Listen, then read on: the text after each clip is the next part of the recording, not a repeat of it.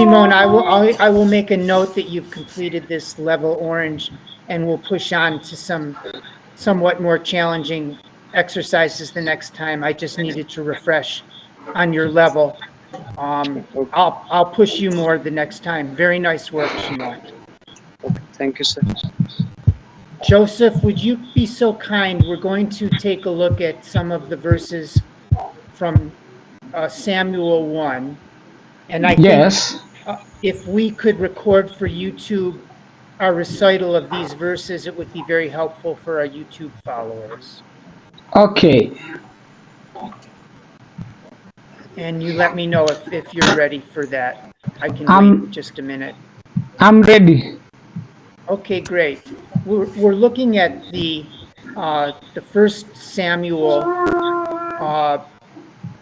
in order to do some more advanced Hebrew pronunciations. We've also been taking a look at the meanings of words. Tonight, because we're in a new environment, we're going to simply do some recitation of the Hebrew verses, and then we can read the translations. Gideon, are you also available to do some reciting tonight?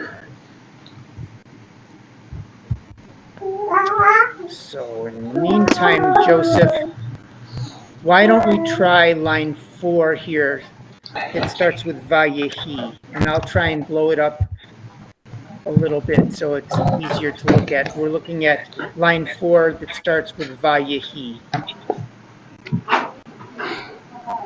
Vayehi hayo hayom Nice. vayiz bach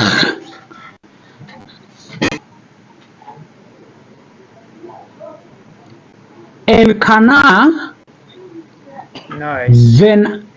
Venatan Lifnina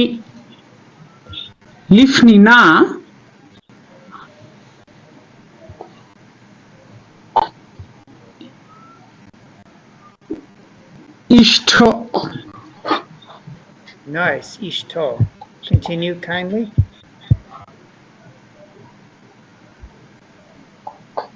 Ulchal It's actually Ulchol.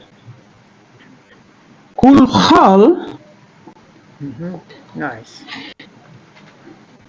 Baneiha Right. Baneha. Uv no Teha And this is Manot. an instance, Manot, well done. Sometimes we also have the Yud after a Segol. And again, it's one of these combination vowels where the pronunciation is still the Segol's pronunciation, the E. So Uvno Teha Baneha.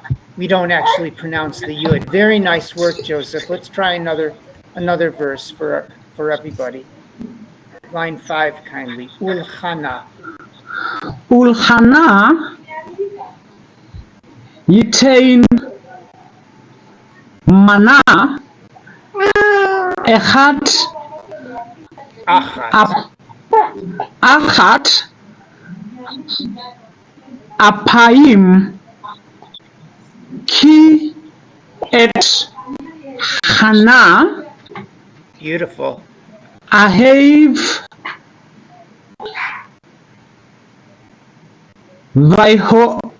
Vaihova